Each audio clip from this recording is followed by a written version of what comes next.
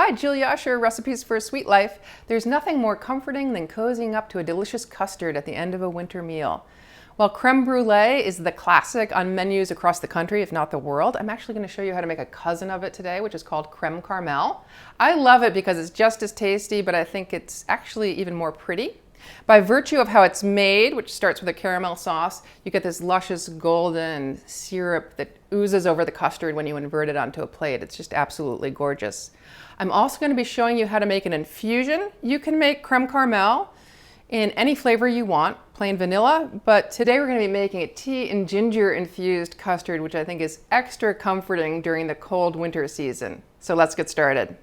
Okay, let's talk about the ingredients for the recipe. It will be made in two parts. First, the caramel coating for the custard cups, which consists of sugar, water, and a healthy squeeze of lemon juice. And then the custard itself, which, as I said, in this case is going to be infused with tea. So I've got a number of tea bags, anywhere from 6 to 10. Fresh ginger, which we'll be peeling and slicing to make the infusion.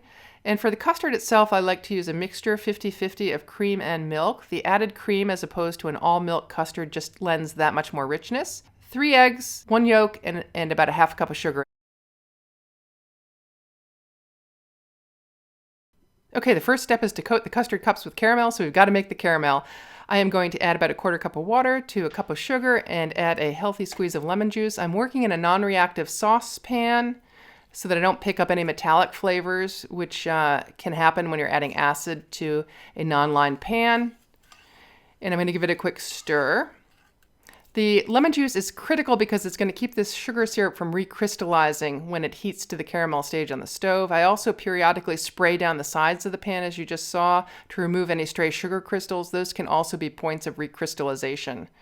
So stir minimally, spray down the sides of the pan, and add that bit of lemon juice, and you shouldn't have any problems with recrystallization of sugar. Heat it over medium-high heat until it turns a golden brown. This is typically 320 degrees Fahrenheit on a candy thermometer. I'm not working with a candy thermometer because I'm using a white enamel-coated pan, and I can see the color of the caramel just perfectly. This might be harder to do if working in stainless steel, so you might want to use a candy thermometer in that case. Now, as soon as this syrup is done, take it off the stove and immediately ladle it into your custard cups. I'm working with 6-ounce custard cups here and putting about an ounce worth of caramel into each one and gently rotating it around to go all the way up the sides. Now you want to exercise extreme caution here because the sugar syrup is very, very hot, still close to 300 degrees Fahrenheit, and you can easily hurt yourself if you're not careful. So I'm working with a doubled up cloth towel here to prevent myself from getting scorched by the sugar syrup. You may also want to wear oven mitts. I'm well trained at this task, so I don't wear oven mitts, but I would recommend that you wear them if you are a beginner. Now, I don't want a super thick layer of caramel. We want relatively thin ones. So once we get done coating the sides, I'm going to pour off any excess into the next cup. I'm also trying to get the caramel up to that 4-ounce line in my cup, because any parts of the cup that aren't coated are areas where the custard can stick to the cup, and we want the custard to be able to come out. Okay, now initially the custard will be a little bit tacky, but it will solidify and become very candy-like if we just allow it to cool. And while that's happening, I'm going to go ahead and get the rest of the caramel, the extra caramel, out of this pan. Just pour hot water into the pan, set it back on the heat, and bring it to a boil, and then you should be able to pour off that sugar syrup. You don't want to let it crystallize in the pan. So after just a few minutes of cooling, the caramel is set up. It's hard and candy-like, and the custard cups are cool enough for me to pick up without a mitt. And they're perfect to receive the custard, but we haven't made the custard yet, so let's put these aside and get started on that.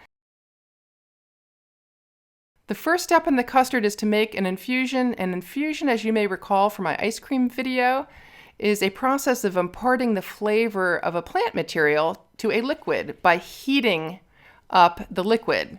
In this case, the liquid is a mixture of milk and cream, and our plant material is tea and ginger. I'm going to remove the tea bag labels. I don't want any artificial colors in our product here, and I'm using about 10 tea bags. But the beauty of an infusion is you can scale up or down the flavor by just increasing or diminishing the amount of plant material that you put into it. Now, fresh ginger can be very hot, so I'm using it sparingly, about a 1/2 ounce. You can always punch up the flavor later by adding ground ginger at the very end. Now, that mixture is going to go on the stove top over medium heat just until it reaches the scalding point. We'll turn the heat off and let the tea and ginger steep in it for about 30 minutes. I'm breaking up 3 eggs. You do need the white of the egg to have a custard that properly sets. The protein in the egg white will cause the custard to set. And all yolk custard is hard to make because there's not enough protein in it. I am adding an extra yolk though for added richness. Whisking them up and gradually adding in my ½ cup of sugar. Again, all the quantities will be in the video description. Just gently whisk it together.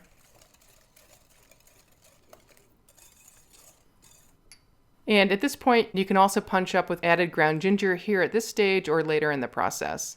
I add vanilla, about a teaspoon, to kind of round out or mellow out the flavors. Now my cream has scalded and sat for 30 minutes, and it's now cooled to lukewarm. I do want to remove the skin that is formed on the top of the cream, and we're going to strain it through a strainer into the eggs. I'm adding cheesecloth because some of my tea bags have broken and I want to make sure to strain out the loose tea leaves as well. My strainer is a little bit too wide. I think if I don't use the cheesecloth, some tea leaves will end up in the custard. Now you want to make sure to also squeeze out the tea bags. A lot of cream and milk will be accumulated in there and you want to get all that flavor out. And here again you can see the beauty of an infusion. The tea has imparted its beautiful golden color to the cream and it just looks luscious. It's also, of course, imparted its flavor. Squeeze out the extra cream and the cheesecloth and just give that a gentle stir. Here again, you could add more ground ginger here if you taste this and you feel it's not strong enough. I'm going to strain it a second time to remove the caramelized, which are the stringy white things that are sometimes in eggs. I want to make sure to get those out as well because they can sometimes harden up in the process of cooking and be kind of an undesirable textural addition to the custard. You see I caught one here in the strainer. Okay, so we're ready to bake the custards. We're going to do that in a hot water bath, which is critical. Slow, even cooking is critical to prevent the breaking of custards, and a water bath will ensure that they bake more evenly. But before we fill up the entire water bath, which is easier to do in the oven, I'm going to fill the custard cups. I am filling them just below the caramel line. Again, remember, if I fill them over the caramel line, they may stick and be more difficult getting out of the containers.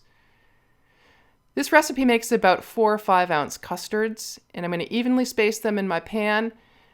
Put the pan in the oven and fill it up with the rest of the water. You want to fill up with enough water so that it comes up about halfway up the sides of the custards. Now, baking time will vary tremendously, but more important than baking time is what the custard looks like when it's done, and here's a good example. It should be firm around the edges and stuck to the edges, and jiggly in the center. If it's firm all the way through and not jiggling, you've overcooked it, and it'll end up being rubbery and kind of dry once it chills and sets in the refrigerator. For custards of this size, I typically bake them about 35 to 37 minutes at 310 degrees Fahrenheit. Once they're cooled down to room temp, cover them with plastic and chill them for a few hours or overnight in the fridge.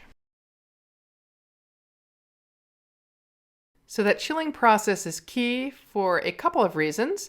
The first is that it liquefies the caramel on the sides of the pan so that the custard swooshes around like so and is easily removed from the cup simply by inverting it onto a plate. Had I not chilled it, chances are my custard would be still stuck in that cup.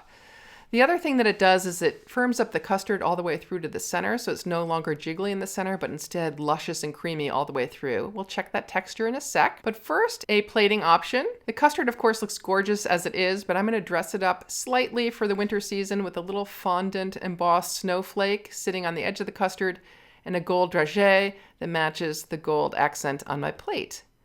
As for ideal custard texture, this is pretty much it. The custard, as you can see, is silky smooth on the inside, no air bubbles to speak of, or very minimal ones. Now, if you see a lot of air bubbles, or if the custard is actually broken into liquid and solid matter, that's because you overheated the custard, didn't cook it in a hot water bath, or cooked it at too hot a temperature too fast, and the custard broke down. That's called syneresis. You definitely want to avoid that, but if you follow the steps in this video, you should be well on your way. So I just tasted that, and it was delicious. But if you don't like as much tea or ginger as I used, or if you want to use even more, that's the beauty of an infusion. You can just scale up or down the ingredients that go into the cream and milk mixture to get exactly the flavor profile that you want. You can also change out flavorings, of course. I do a wonderful rosemary and parmesan custard, a savory custard, where rosemary is infused into the cream. It's just delicious. So I encourage you to get creative. Live sweetly.